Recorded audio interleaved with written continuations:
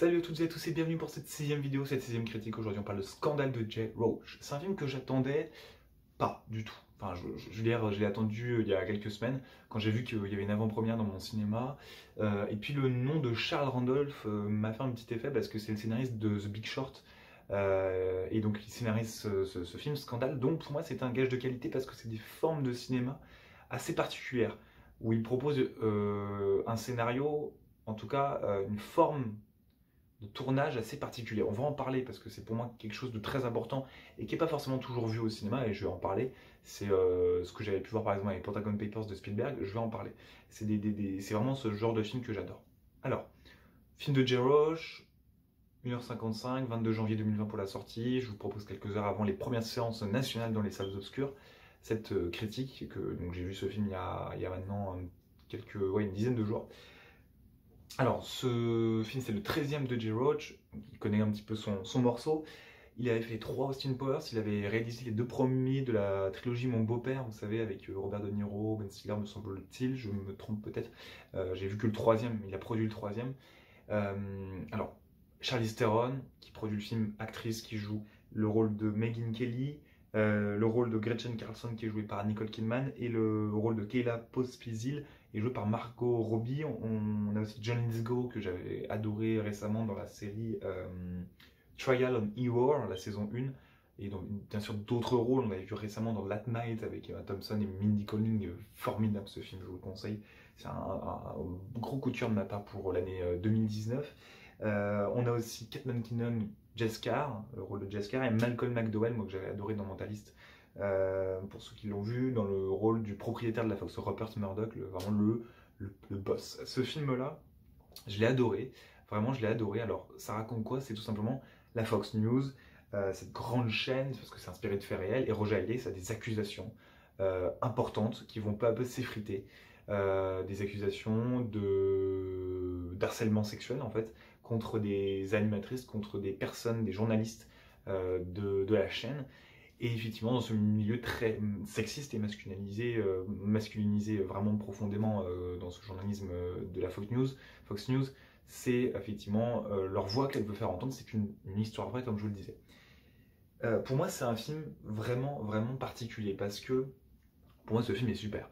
Alors, peut-être que le personnage de Kate McKinnon, moi, ce que je voudrais énoncer, c'est qu'il n'est pas assez développé. Je trouve qu'en fait, le film a un parti pris qui est respecté à 98%, 95% disons, et le fait d'avoir développé un minimum Kate McKinnon, j'ai trouvé que c'était bien, mais il fallait soit ne pas la développer du tout par rapport à sa situation, soit développer jusqu'au bout, puisque c'est un personnage homosexuel, et du coup, ça sert le film dans un propos, effectivement, de montrer que la Fox News a des opinions qui ont toujours été, disons, contre cela, donc pas forcément homophobes, mais enfin, en tout cas très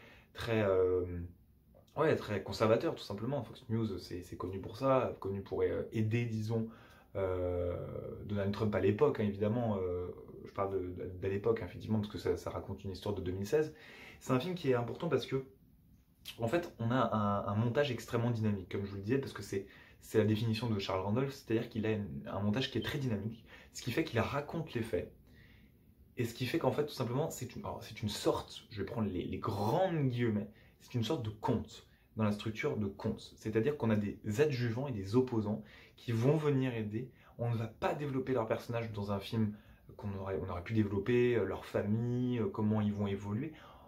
On s'en fout en fait. Il y a énormément de personnages, des avocats, des journalistes qui apparaissent. C'est assez fourmilleux comme film parce qu'en fait, on s'attache qu'aux faits. On ne s'attache pas aux personnages en soi. On veut juste que la vérité éclate. Évidemment, on s'attache aux personnages principaux, les 3 femmes, Kate McKinnon aussi.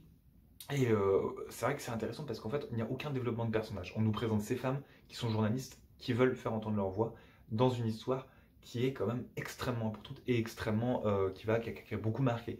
Et c'est un film qui est que dans ça. Et c'est pour ça que Kate McKinnon allait développer un minimum sur sa situation de femme homosexuelle à la Fox News. Et c'est un peu compliqué parce que j'aurais voulu savoir ce qui allait se passer effectivement après. Et on n'a pas ce développement-là et c'est un petit peu dommage parce que du coup, ça sert totalement le propos effectivement du film. Mais du coup, comme ils ont énoncé une forme de développement, moi j'étais un peu frustré. J'en ai parlé avec mes potes quand je l'ai vu effectivement en avant-première. et j'étais un peu déçu sur ce point-là. C'est vraiment un film qui est, voilà, je vous le disais, avec un montage très très très dynamique. Moi je l'ai vu en version sous-titrée, ça peut paraître un peu confus, mais du moment qu'on suit l'histoire, c'est un film qui est un peu tourné comme un documentaire en fait, parce qu'il y a énormément de dates, énormément de noms.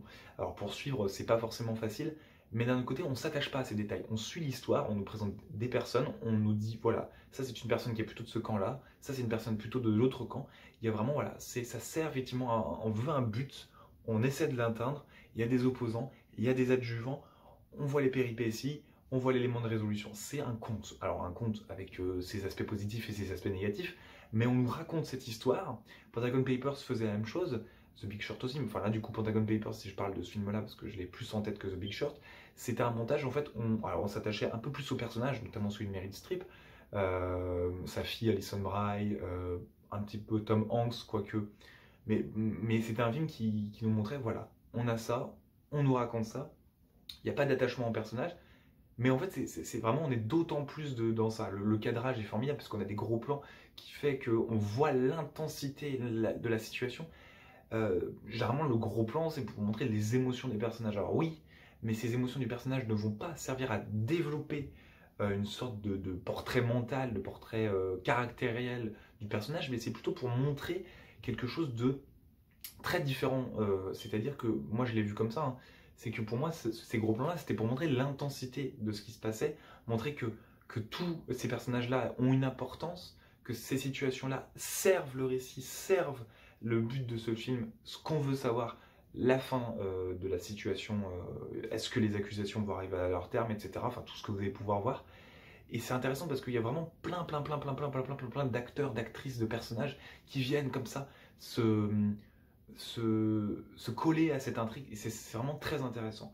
Alors j'ai noté ici mes différentes choses. Effectivement, voilà, il faut vraiment s'investir parce que c'est un film qui coule effectivement de source. Mais effectivement, il y a beaucoup de personnages. C'est vraiment un film très très très intéressant. La musique, elle est captivante. La musique rajoute vraiment quelque chose de super. C'est vraiment une musique très captivante qui rajoute un côté supplémentaire. Alors je l'ai mis effectivement ici, le cadrage. Et puis les acteurs, les actrices. Moi j'ai adoré Kate McKinnon, vraiment. Je l'ai trouvé fantastique. J'adore cette actrice. Alors j'ai trouvé que Nicole Kidman était vraiment très sincèrement en retrait.